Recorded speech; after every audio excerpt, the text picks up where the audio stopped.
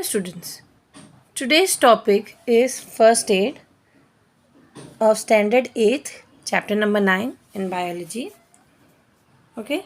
So, as soon as you have heard the word first aid, I know it is not a new word for you all. आप लोग ने बचपन से ये word सुना है, right? You have heard of this word right from your, yeah. Even in your small classes, in first, second, third, that time also we had learned about first aid कि कुछ नहीं, it's an immediate and temporary care given to victim जब उसको suddenly एक cut हो जाए या illness हो जाए या बर्न हो जाए या स्नेक बाइट पॉइजन एनीथिंग कुछ भी हो जाए, ब्लीडिंग हो जाए, तो until full medical treatment is available हम इसको इमीडिएट या टेम्प्रेरी क्या दे देते हैं, यू नो, जो सिचुएशन है उसको वर्सनिंग करने से बचाते हैं. तो ये जो केयर हम इसको देते हैं या फिर उसको जो हेल्प करते हैं through certain things like if you got a slight burn, then you can apply Burnol before going to the doctor. If you have skin swelling or some blisters or some immediate help, like for example suddenly you cut your finger and then you can apply, or just to stop bleeding you can just apply turmeric. So this can be first aid and it can be done just about anything that an emergency requires. For example जिसके पास specially वहाँ पे होता है जहाँ पे hospitals बहुत दूर हो और उससे पहले एक इमीडिएट अगर हेल्प मिल जाए तो it will be very good for the patient. And there is a symbol given to this first aid box. So the first aid sign is this plus sign. Sometimes this color is green and sometimes this color is red. The star of life sign which is used to show medical services for all over the world. ये वाला picture है और first aid sign का ये वाला picture है. तो जो first aid, again there is a definition given in a textbook. First aid is the immediate and temporary care given to the victim of an accident और sudden illness until the services of a doctor can be obtained. Now यहाँ पे एक line you have to underline. Why? Because once you take first aid, for example, you got a cut or you got some, there's bleeding. So that doesn't mean after applying turmeric you shouldn't go to the doctor. You have to go to the doctor. You are just controlling the situation, but you're not curing the patient. Okay? And you should definitely learn this life-saving skill. बहुत अच्छा skill है first add कैसे लगाना या bandages कैसे लगाना. ये हर बच्चे को, हर इंसान को सीखना चाहिए राइट फ्रॉम योर एज. और some common causes of health emergencies, कब कब इमरजेंसी सिचुएशन आ सकता है हेल्थ से रिलेटेड. फॉर एग्जांपल अगर अचानक गिर गए, फ्रैक्चर आ गया. ना the other day my daughter had fell down and उसका जो हाथ है उठ नहीं रहा था. तो what did I do, I just Tide a cloth around her hand और सम, मेरे पास वो एक बैंडेज था जो हाथ को बांध के स्टिफ रख सकते हैं, मतलब ऊपर की तरफ कर सके ताकि उसका जो उस टाइम पे उसको टेम्प्रेरी रिलीफ मिले. Then sudden heart attack, you should skip some medicine for sudden heart attack. And injury due to cut by sharp knife और रेजर ब्लेड, ये बहुत होता है घर पे. तो इसलिए बर्नॉल तो फर्स्ट एड बॉक्स में होना ही होना चाहिए. बर्नॉल है या कोई एंटीसेप्टिक क्रीम है या बैंडेजेस है, ये कॉमन चीज़ें आपके फर्स्ट एड बॉक्स में ज़रूर होना चाहिए. तो माइल्ड टू सीरियस बर्न्स, जैसे मैंने कहा बर्न्स के लिए बर्नॉल होना चाहिए. Sudden unconsciousness, okay, a person may get electric shock, bite of poisonous animals भी हो सकता है जैसे स्कॉर्पियो वगैरह या स्नेक वगैरह. समथिंग में सडनली फॉल, समथिंग जैसे समथिंग या समवन, अगर कोई गिर गया तो, और ड्राउनिंग एक्सीडेंट्स भी बहुत कॉमन है. वन में swallow some substance by mistake. The other day my child, one jam नहीं होता है खाने वाला जैम्स जो बच्चों के small rounded, she put it into her nose. So sudden first aid will be what? I didn't have any medicine for it, but I had that Otrivin drops. So Otrivin drops, what it does is just soften the organic material present in the nose. So these are basic knowledge. At least the parents should keep, and they should help their child to prepare first aid box. The first aid measures for emergency service, again first for each services they have given in detail. For example, अगर cuts वगैरह पड़ गया first aid for cuts, तो क्या कर सकते हैं हम. तो ब्रेक इन द स्किन इस जो होता है वहाँ पे फॉरेन बॉडी या जर्म्स आ सकते हैं. तो उस एरिया को पहले वॉश कर लो, वहाँ पे उस ड्राई एरिया को उसको फिर ड्राई कर लो, फिर उसको cover with a bandage. Okay, and if possible उसमें आप पैड लगा सकते हो या रैप कर सकते हो उस कपड़े को नॉट से। तो ये बेसिक चीज़ें हैं। ओके, यहाँ पे ये उसका एक्टिविटी दिया गया है। You can just go through the activity या they have given it in detail. Bandaging a sprained ankle is another activity given in your book.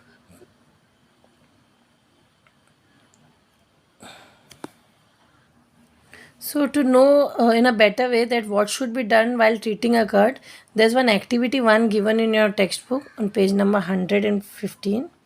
Okay, तो occasionally जब people bleed होते हैं to death from small cuts in an artery, this is usually because first is unavailable. Okay, और first aid treatment for any wound that is bleeding regardless of the size or cause is firstly to remove an obvious debris.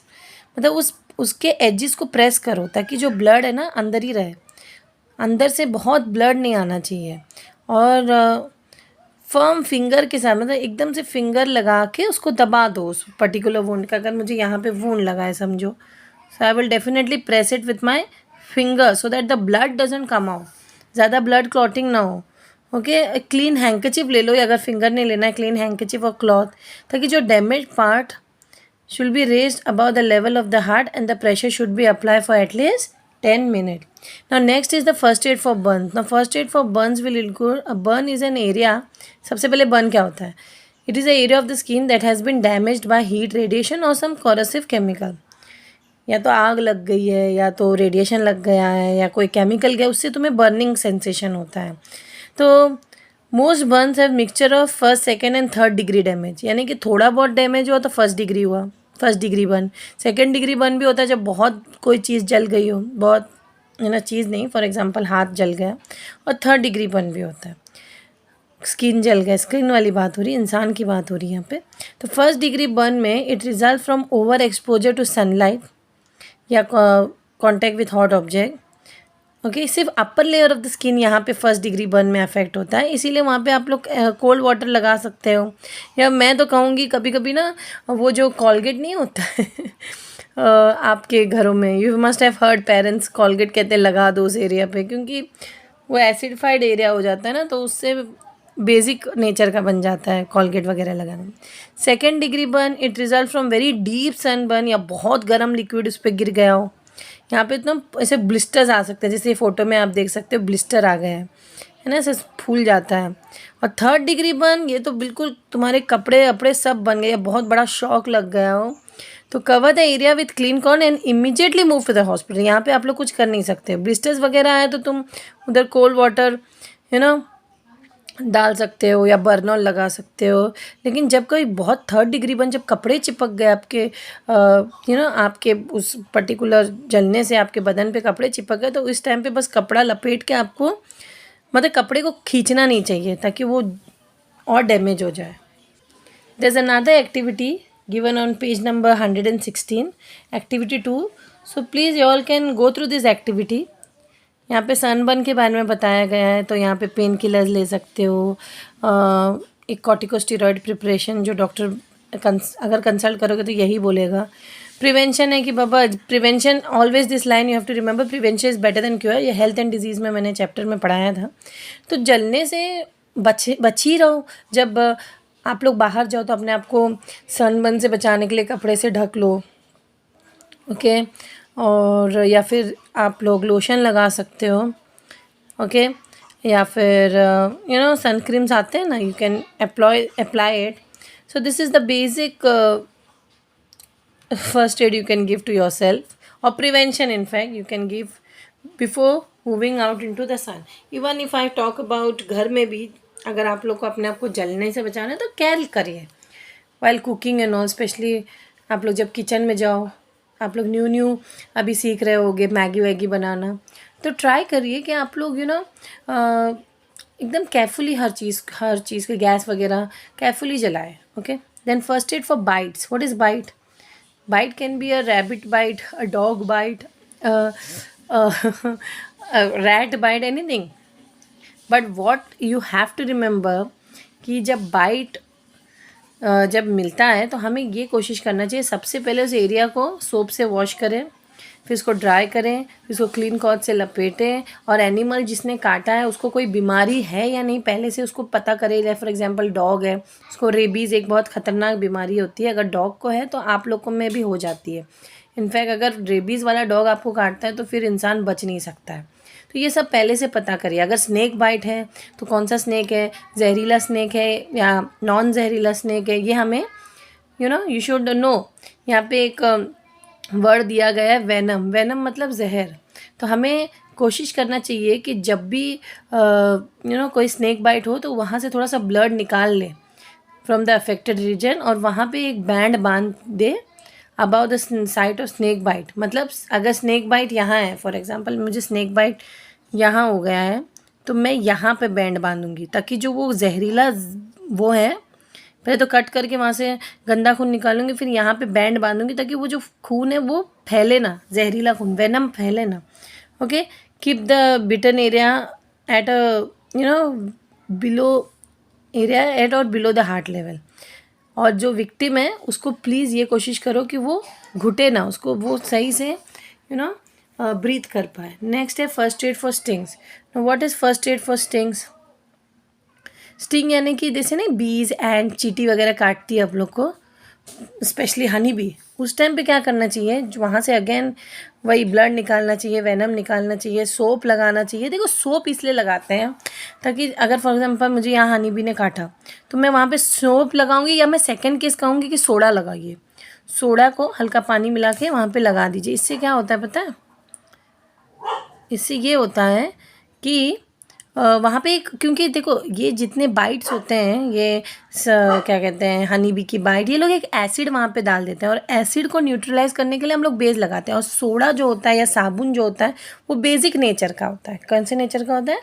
Basic nature का होता है। So you should make it a point कि जब भी आप लोगों को कोई ऐसे स्टिंग लगा दें मॉस्किटोज़ या स्पेशली हनी बी वगैरह, तो वहाँ पे प्लीज़ सोडा बेकिंग सोडा भी हो सकता है, नॉर्मल सोडा भी हो सकता है, थोड़ा सा पानी में मिला के वहाँ पे लगा दो, या सोप वाटर लगा दो, ताकि to neutralise the poison of bees or ants and vinegar for wasp bytes.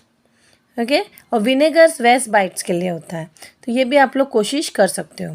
The things to be kept in mind while providing first aid, very very important, this can come for exam. सबसे पहले when breathing stop or lips tongue and fingernail become blue, start doing artificial breathing। या कि कोई सांस नहीं ले पा रहा है उसको सांस दो, आर्टिफिशियल ब्रीदिंग दो, माउथ टू माउथ ब्रीथिंग दो, ताकि उस टाइम पे तो उसकी सांस आ जाए, फिर आप उसको डॉक्टर के पास ले जा सकते हो। ओके, नेक्स्ट थिंग आपको करना है कि अगर शॉक वगैरह आए तो सबसे पहले जाके विक्टिम को टच ना करना, दूर रहो। ओके, उस ताकि वो करंट आपको ना लगे। हमेशा फर्स्ट एड दे भी रहे हो तो दिमाग से दो, ऐसे ना दो कि आपको ही वो बीमारी हो जाए। ठीक है, ये थोड़ी चीज़ें दिमाग में रखना चाहिए। और अगर उसको लकड़ी वगैरह ना, जो जिससे करंट पास नहीं होता, बहुत से लोग ने ये नोटिस नहीं करते किस चीज़ से उस पेशेंट विक्टिम को हटाए शॉक से।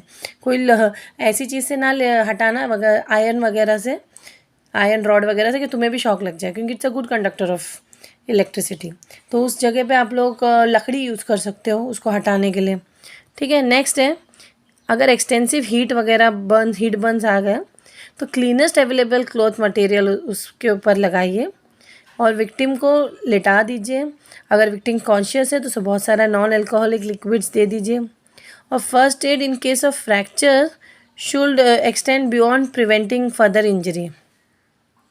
तो इसीलिए उस विक्टिम को लेटा दो अगर फ्रैक्चर है तो, फिर उसके कपड़े निकाल के उसको पार्ट अफेक्टेड को कपड़े से बांध के उसके गले में लटका, अगर हाथ अगर प्रॉब्लम है, अगर पैर एर पे लगा है तो उसका पैर को ऊंचा रखे, मतलब और उसको प्रेशर मत दो।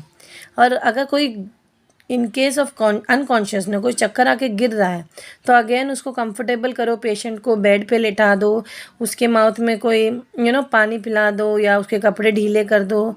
ओके, या कोई अच्छी जगह उसको वेंटिलेटेड रूम में लेकर जाओ जहाँ पे अच्छे एरी रूम हो।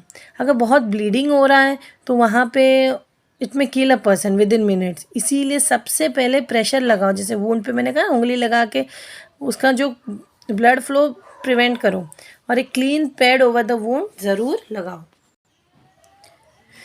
Now if the bleeding part, जब bleeding part higher than the rest of the body हो तो पेशेंट जो है वो थोड़ा सा ब्लीडिंग ज़्यादा होने से बच जाता है। ओके। देन अगर किसी को हार्ट अटैक से सफ़र हो रहा है तो प्लीज़ उसको सही से लेटा दो, फिर फ्रेश एयर आने दो, इमीडिएटली कॉल द डॉक्टर। यहाँ पे अगर कोई मेडिसिन है, वो इमरजेंसी वाली मेडिसिन है, तो वो दे सकते हैं आप लोग, क्योंकि वो भी डॉक्टर से प्रिस्क्राइब करके। इन केस ऑफ स्नेक और स्कॉर्पियन बाइट, अगेन जो मैंने पहले बताया था वही वाली बात है। और कोई अगर पॉइजनस सब्सटेंस सॉलो करता है तो उसको प्लीज़ बहुत सारा पानी पिलाओ और कोशिश करो कि वो उल्टी करें।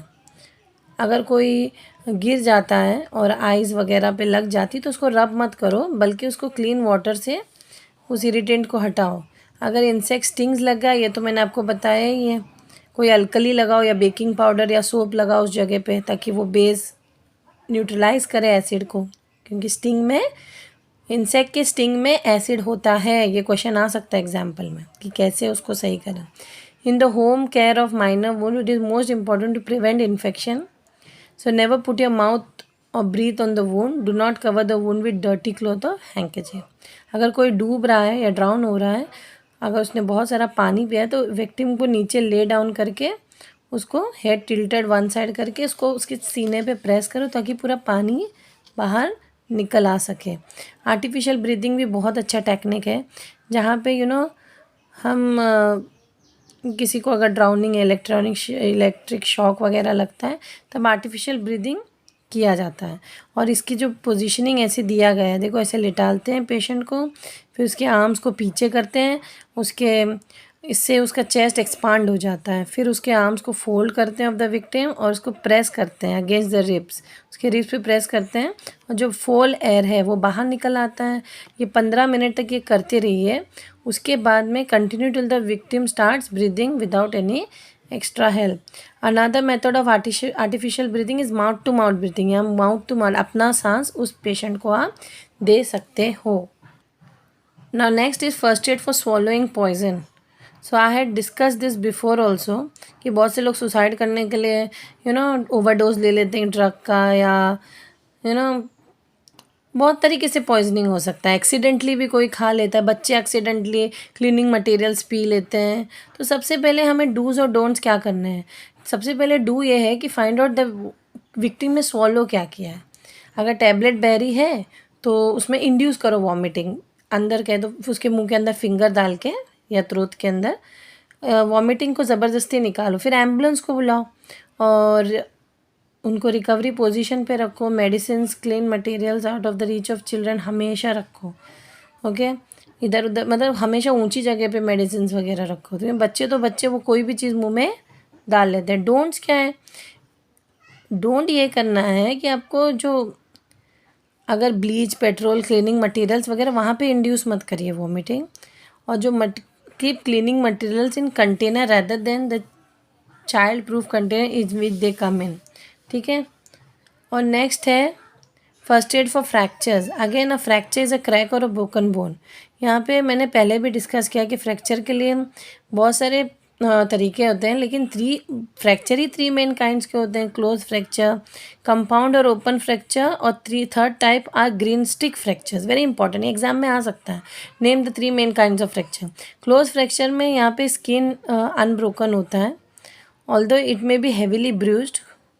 ओके, ये कॉम्प्लिकेटेड हो सकता है। यहाँ पे नसें वगैरह, ऑर्गन्स वगैरह बहुत सीवियरली डैमेज हो सकते हैं। ओके,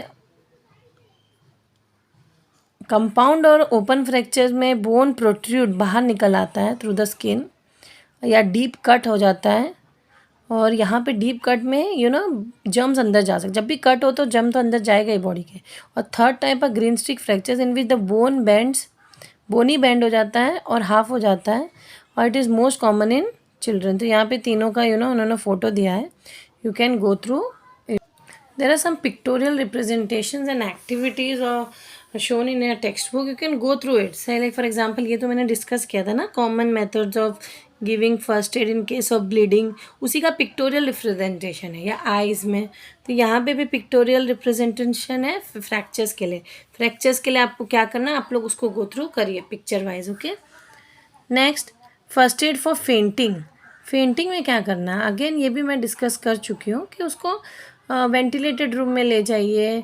और क्योंकि देखो फेंट्स बहुत अलग अलग तरीके, तो सीरियस भी हो सकते हैं, नॉर्मल भी हो सकता है। उसके मेन कॉजेज हो सकता है reduction in blood and therefore oxygen to the brain नहीं जाता है. So the brain uses the faint to bring the head down. इसीलिए ब्रेन अपने एक तरीके से उस पर्टिकुलर इंसान का हेड डाउन करके उसको लेवल ऑफ हार्ट, हमेशा जो head down level to the heart to make the best use of the available blood. ठीक है, ये बॉडी का मैकेनिज्म है. तो the reduction in the flow of blood to the head, it may be due to the sudden blood loss, either internal or external. बहुत blood loss हो जाए या बहुत है ना, तभी बहुत चक्कर आता है. कभी भी नोटिस करिए, तब आप लोग ब्लड देकर आते हो तभी चक्कर आता है, या धूप में रुकते हो. तो brain response in exactly the same way blood pressure drop for a reason other than blood loss. Many people faint at the sight of blood.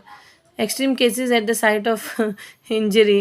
This is because body's mechanism the blood loss and assume that it is going to reduce the amount of oxygen to the brain. तो वो देख के कभी कभी किसी को चक्कर आ जाता है ना. ब्लड प्रेशर क्या होता है देखो, as well as psychological factors, faint may be due to low blood pressure. जब बीपी भी लो हो जाती तभी भी इंसान को चक्कर आ जाता है. हमेशा रिमेंबर करिए. Okay, now what to do in this case. अगर कोई एल्डरली पेशेंट या on treatment for high blood pressure, सबसे पहले आप बीपी नापने की मशीन घर में ज़रूर रखिए. ओके, मेरे घर में है क्योंकि मेरे घर में ओल्ड लोग हैं. बीपी नाप से ये पता चलता है कि पर्टिकुलरली जो मेडिसिन उनको प्रिस्क्राइब किया डॉक्टर ने, जिस दिन उनको ऐसे गिडीनेस फील हो रहा था, मैं फ़ौरन बीपी चेक कर लेती हूँ. You can check the BP and then you can give the prescribe medicines. Okay, drugs work by slowing the heart and pulling blood in the leg. So when the patient rises from there, not enough blood and hence not enough oxygen gets to the brain. इसीलिए इंसान का sir नीचे आ जाता है, वो फेंट हो जाता है. यहाँ पे पिक्टोग्राफिकल रिप्रेजेंटेशन दिया है. Now there is an activity given over here, first aid during choking. जब किसी के गले में कुछ चोक हो गया है, ठीक है, स्पेशली बच्चों में बहुत होता है. अगर पीस ऑफ फूड वगैरह स्मॉल टॉय या इनहेल ना कुछ ऐसे बीच में गले में अटक गया, तो सबसे पहले उसको उल्टा लेटाओ. ओके, फर्स्टली मतलब सबसे पहले ये मत करो कि हम थ्रोट से वो ऑब्जेक्ट निकालेंगे, ये पॉसिबल नहीं है. पहले उल्टा लेटाओ और ये कोशिश करो कि वो बच्चा जो है वो थूके. ओके, अपने लेग्स पे उसको ना एकदम फर्मली अपसाइड डाउन होल्ड करो. Okay, by the legs and slap them smartly between the shoulder blades. जो शोल्डर ब्लेड के बाद जैसे इसने किया है वैसे स्लैप करो. तो object should come shooting out but it doesn't try again. If this hasn't worked and the child is